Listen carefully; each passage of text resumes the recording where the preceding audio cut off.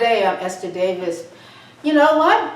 I hope you are just getting ready for a Happy New Year. Happy New Year now and Happy New Year at whatever time you're watching us. But I wanted to kick off our new year with a story that I'm very, very passionate about. And I'm going to read to you, hopefully we can get this done also this year, where I'll start reading my columns to those people that cannot log on, those people that don't get the papers. This is a very important program that we're working on.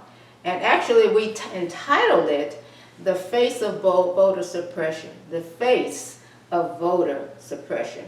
I wrote the article back in October because I talked to this young lady, and we've all heard about her now. Actually, all you have to do is Google her name. Just Google Crystal Mason. But let me read the article. Okay? And I actually started it with a series of questions. So it says, how can you be charged with illegally voting when you did not vote?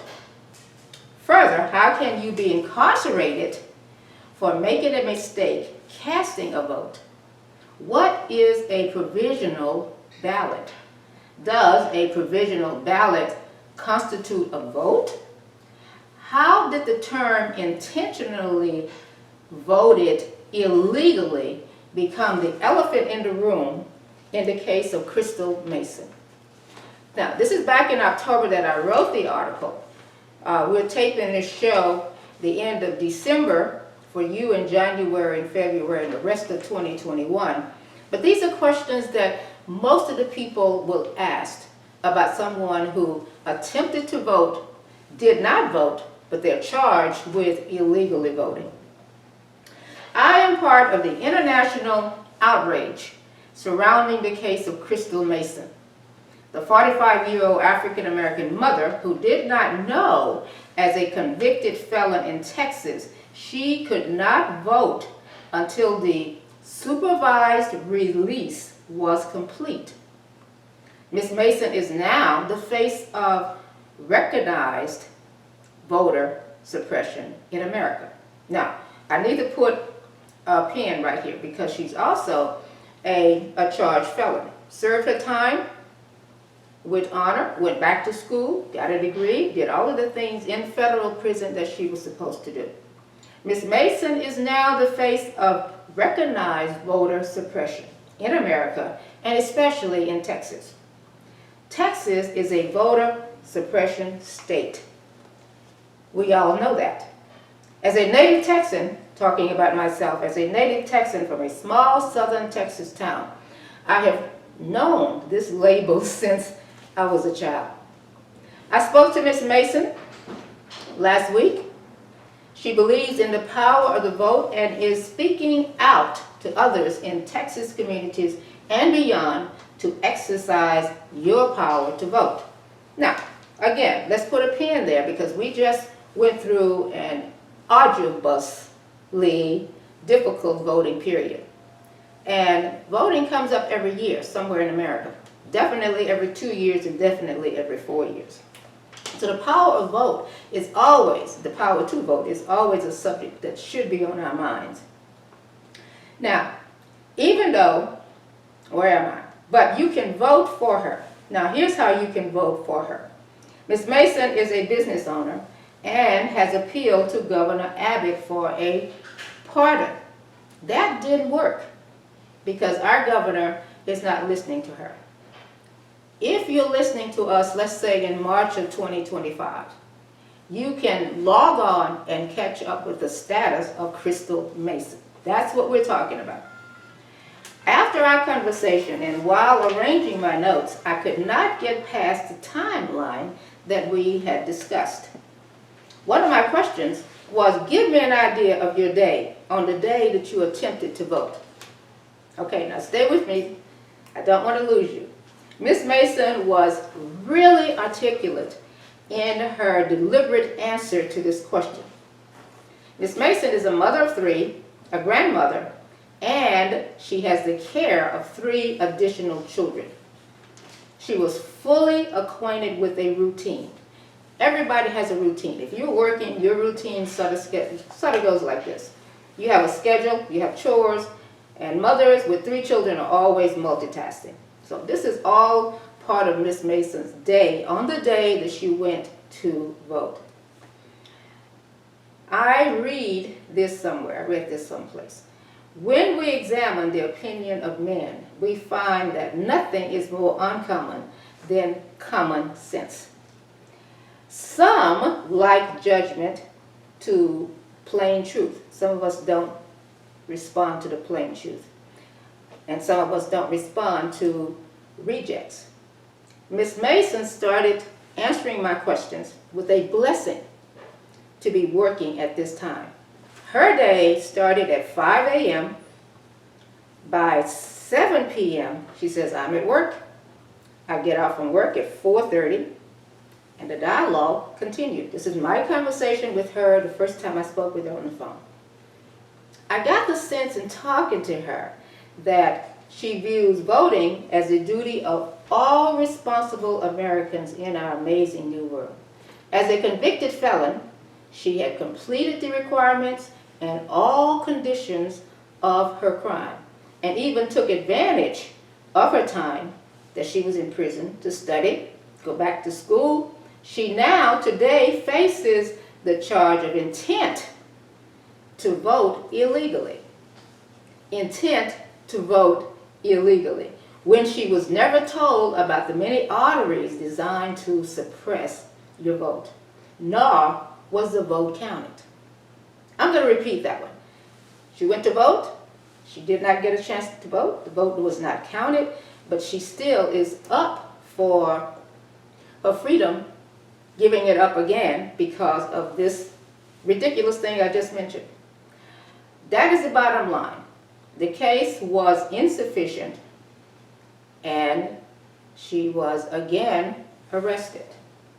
Lawmakers, lobbyists, and the legal world forget the many tasks related to those American households that make less than $100,000 a year. There are the homes, the neighborhoods. There are some neighborhoods that don't have chauffeurs. We don't have assistants.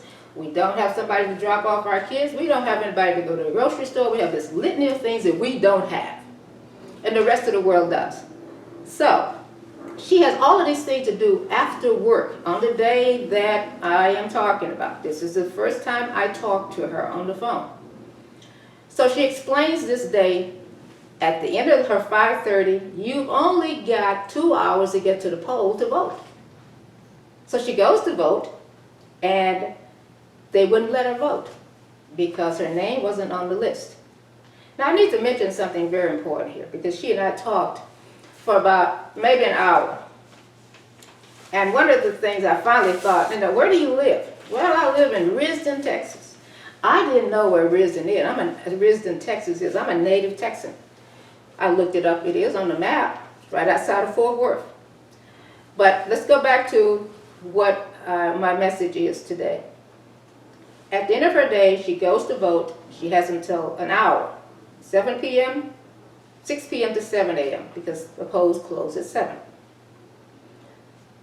She didn't even think about the provisional ballot. Her name was not on the list. Her name was not on the list. It was a series of mistakes. The mistake is caused, in my opinion, by an incompetent, overwhelmed system that repeatedly goes unattended. We've had these things that happen before. We've had them go to the inch degree, and we have not done anything about it. But it's insane. It's insane to think that this lady, Crystal Mason, may spend some more time away from her children in prison for attempting to vote. Finally, the last paragraph of my article is, as a veteran writer for decades, I've interviewed numerous convicted felons in and out of the state of Texas. Some of them are now contributing members to society. We have in our society non-felons in C-suites with antiquated voter registration practices unscrupulous mindsets and the desire to add more to the faces of voter suppression. We want to join Crystal Mason in her quest for a pardon from the Texas governor and for your vote as quickly as possible. Now, let me bring you up to date. The governor of Texas has ignored her request. We're still fighting for it because we are working with the ACLU. We're working with people outside the state of Texas, in the New York area, and she does have attorneys. But what we basically need you to do is show your support, because we have other felons that are trying to vote, and we want them to vote. So that's my case with Crystal Mason. I introduced her to several other people in the field. We're asking you to join us online, and we'll put all of that on the screen for you. I'm Esther Davis with the Esther Davis Show. I'm going to be right back. I'm going to introduce a birthday boy, Dr. Fred Jones. Don't go away. We'll be right back.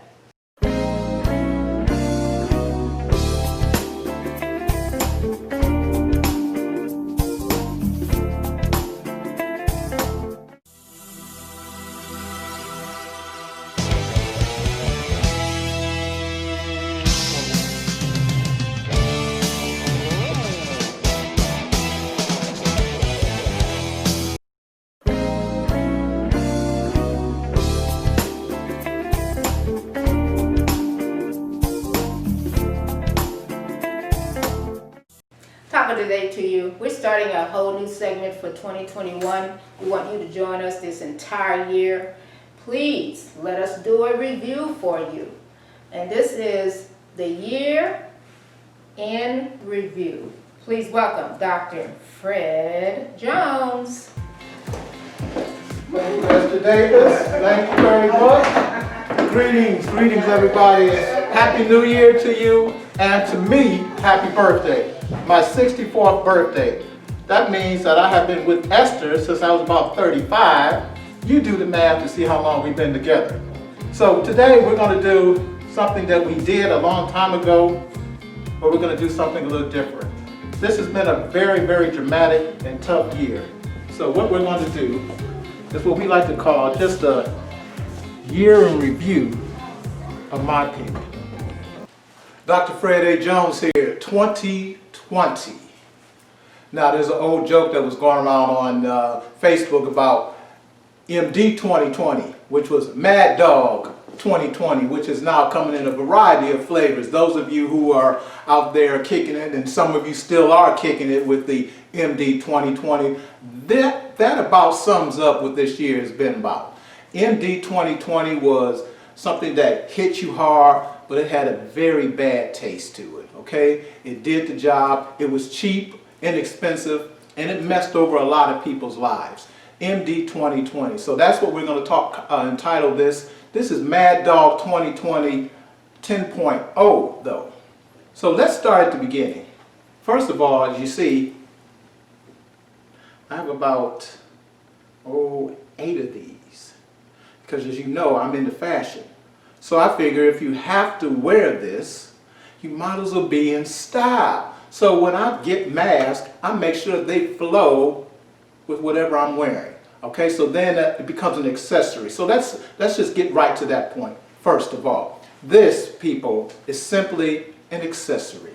It makes you look better, it keeps you healthy, and it keeps those around you healthy. All right, let's start with that. But what I want to kick back to is January 2020, or actually New Year's Eve to be exact. We're over some friend's house that we normally go by every year.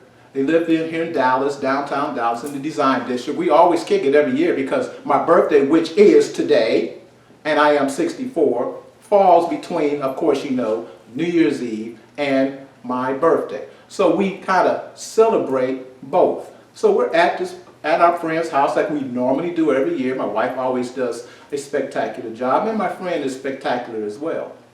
Anyway, we're just gathered. We're waiting. We're doing the countdown.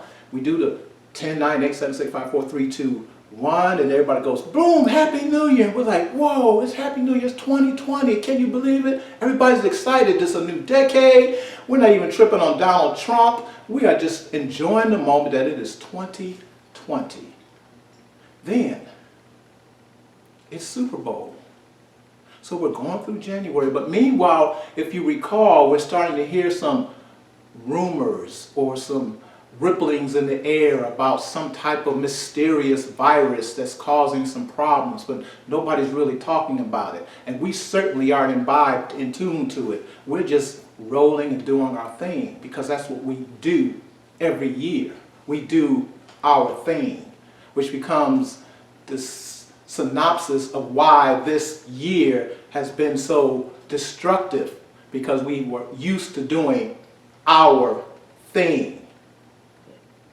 Now, as we're doing our thing, going through January, counting down for Super Bowl parties, we're jamming, everybody is mingling in together, we're drinking, we're doing all the things that we normally do, not knowing that in the midst of us, somebody was a carrier, and we didn't even know. We're just doing our thing, then a couple of days later, some of us start to feel a little ill, and we're not sure why. So what do we say? We say it's a cold, it's the flu, it's the normal thing that happens, the cold or flu. Not knowing that the people amongst us, the people at our church, the people in the stadiums, the people in our homes, the people at parties, everywhere that we're at, bars and restaurants, everywhere, grocery stores, somebody in there is a carrier and passing along this unique virus that is just going along for the ride, saying this is the easiest thing I've ever done in my life. All I got to do is go from person to person and nobody even knows I am there. That's what life is all about too. We do our thing, we go about our daily routines, this and that, hither and thither, and we don't even know why, we just do it. But that thing is always there. This time the thing manifested itself into something that's become destructive. So we're at the Super Bowl and we're partying. People are going to New Orleans and they're tripping, but people are coming back from New Orleans, and now we're beginning to hear these rumors about people that went to the Super Bowl and have been partying are now starting to get sick. And we're still doing our thing because that's what we do. We had a president that was into doing his thing. And he said it was going to be fine, no problem. As a matter of fact, we've had 15 cases, and by next week we'll be down to 1. So now, I'm starting to get a little leery. I'm starting to feel something a little different because I have relatives that are in the medical field, and they're starting to put this bug in my wife and I's ear about what's coming down the pipe, but we're still not sure. We're still doing our thing. We're still going to the places we go to. We're still hanging out with the people we hang out with. We're still doing online dating services with strangers. We're still going to the bars and looking at that honey over there, and she's looking at this dude over there thinking, man, what's that about? Not knowing that they could be a carrier because nobody said anything. All of a sudden, I'm an independent contractor. My job comes from working in schools. I'm rolling, I'm doing all this thing, and all of a sudden, my rug gets pulled out from under me because now this virus comes through, and now they do what they call a shutdown. Schools are infected. There are no schools, no teachers. We got to close the schools. Now, you're starting to mess with people's money. Because now people's lives are being affected because this thing has now manifested itself and has revealed itself. That's always been there. It has always been there. Okay? You have roaches. You don't know you got them until you do something, and all of a sudden you turn on the lights and, well, I didn't know I had. Yeah, the roaches have always been there. The lights come on, and that's when they are discovered. So our lights were turned on, except for one thing. We don't know how to shift gears. We don't know how to shift down. We didn't know how to do that. We were still rebellious. We were still fighting. And we were still fighting with another virus that I used to call the Trump virus. I've been calling Trump a virus for a long time because that's what he is. All right? Viruses infect people, but the infected host never knows that it's infected. That's why the host of a virus is able to go out and do its thing, and that's why viruses love certain hosts. So we got the coronavirus, COVID-19, and we got the Trump virus. And then we have the virus of our hearts, the virus of our minds, the virus of us not wanting to, how can I put it, capitulate to a certain situation that requires us to humble ourselves just a little bit. Then we're dealing with, to add on to it, something that happened to a black man who was brutally murdered by the police. Now, for those of us that know what's going on, that was nothing new. We've seen this scenario over and over and over again for decades. But for some reason, because of this virus slowing people down, people took notice. People took notice. Not just regular people. White folks. White America had to take notice of what we've been telling y'all for all these years. Get your foot off our neck. Stop killing us. Stop shooting us. Stop arresting us. Stop being Karens all over the place when we're just minding our own business. Stop asking us why are we in this neighborhood when we live there. Stop asking us why are we driving this particular car when we earned the right to do it. And why trip on us when we only 13% of the population anyway. So this virus is going on, it's desecrating us more so because we're only 13% of the population, and it's destroying our elderly, who are our best people, who do the voting, who make sure the families stay strong and healthy. And this virus is taking them out. All because we want to do our thing. It's taking out the Latinos, it's taking out the elderly, and everybody still wants to do their thing. Nobody wants to wear the mask of Zorro. All right? Yeah, Batman wore a mask.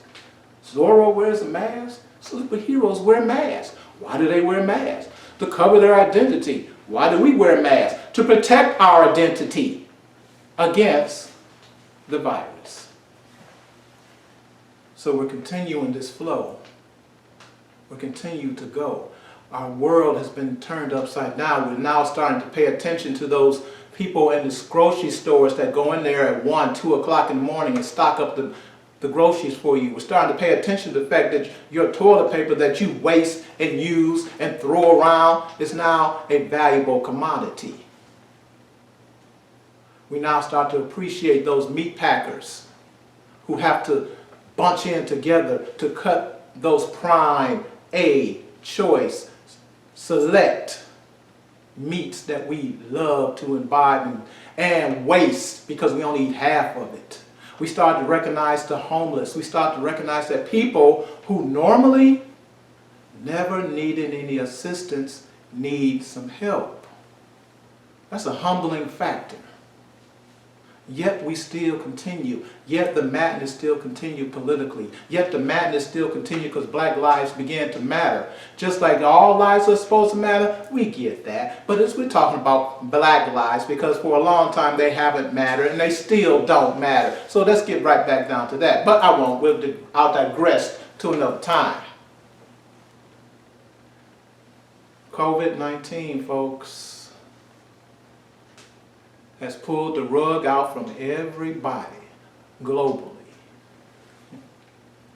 It ain't something you want to play with. Now, in my year 64, I've had to make some significant adjustments that I find really weren't that bad. Because right now, people, tell you the truth, I don't want to be around a whole bunch of y'all. I just don't. I'm not going to the bars, because I imagine, I'm thinking back all the times we was in those bars and clubs and we doing all of this, and people breathing on your drink, breathing on your food. You're like, what? And then I'm watching the cooking shows. I'm like, dang, they don't have any gloves and they're mixing the meat. Oh man, and they're sweating over the food. I'm tripping on everything now because I'm paying attention. This virus has got me paying attention. In my 64 years, I didn't think I had to pay attention. I thought I was paying attention. I thought I knew everything. Now I find I don't know nothing. But what I do know is this. Going into 2021, I want all of y'all that have been tripping on Donald Trump to let that go. Let him go. I only mention him just because I'm doing a year in review. If I could go out and not mention his name, I won't. I want everybody that has been tripping on what's been going on, tripping about the stimulus, tripping about Congress, tripping about this and that. First of all, vote. So if you didn't vote, you can't trip. Next, get involved. If you're not involved, you can't trip. And if you are involved, you know that it doesn't matter, because your involvement is what changes things. What has happened is, or what happened was, and what is going to happen is, people are now awake. People are awake. They realize that what they used to do ain't cutting it no more. They realize that with all your money, all your fame, all your power, this virus will knock you out. So I want to say I apologize to those that I may have offended and hurt because I didn't take this serious. I want to give my heartfelt sorrow to those who have lost people to this virus. I just lost a buddy of mine, a cigar friend. Got the information last Tuesday. Deborah asked me, what's wrong with you? Why? I said, because it made me cry. Because I know this brother. I see this brother. He was a good man. And in his Facebook post, he said, I don't want to die. That's in his post. And then he's in ICU. And then his daughter is keeping us abreast. And then I look on my Facebook and it says, I lost a dear friend of mine from the cigar world, and I knew immediately who it was. And he's only one of thousands. So going to 2021, my mind is pretty renewed. I'm pretty cool. I'm pretty chill right now. I actually really am. I'm going to do a cigar later on because it's my birthday. And me a nice shot of some kind of good bourbon because it's my birthday. And I'm going to chill. I'm going to chill the rest of the year. And I'm going to start chilling more and more because I'm not going to get involved with the politics. Ooh, I want to say bull by it, but I can't. I know they're going to cut it, but I just had to get it out. It's kind of like gas. You know, when you got that gas bubble in your stomach, you know, nothing works till you get away from people and you go, ooh, you be like, ah, yes. And then you go back. But you know what? Even that's a carrier because you bring it back with you. So you are a carrier of funk. Ooh, I just went off. Sorry about that. My bad. My bad. They warned me about that. But y'all, they'll fix it. But you know what I'm saying. You know what I'm saying.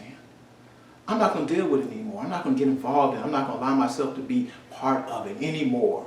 I'm going to try to live my life as best as I possibly can, wearing my mask to the end of the year because this thing ain't going away. So don't even think it's going away. We're going to get the vaccine, and I'm going to take the vaccine. I'm going to take the vaccine. Because you have to trust science. You have to trust the doctors. You have to trust these people who have invested their lives into studying germs and viruses and how to cure it. You have a lot of people who are dedicated to that fact. And I'm going to trust those people. It's my year in review, y'all. That's all I got to say. Cigar time. Wear your mask. I'm out.